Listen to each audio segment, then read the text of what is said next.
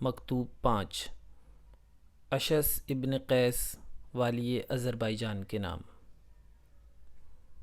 یہ عہدہ تمہارے لیے کوئی آذوقہ نہیں ہے، بلکہ وہ تمہاری گردن میں ایک امانت کا پھندا ہے، اور تم اپنے حکمران بالا کی طرف سے حفاظت پر مامور ہو۔ تمہیں یہ حق نہیں پہنچتا کہ رعیت کے معاملے میں جو چاہو کر گزرو۔ خبردار، کسی مضبوط دلیل کے بغیر کسی بڑے کام میں ہاتھ نہ ڈالا کرو۔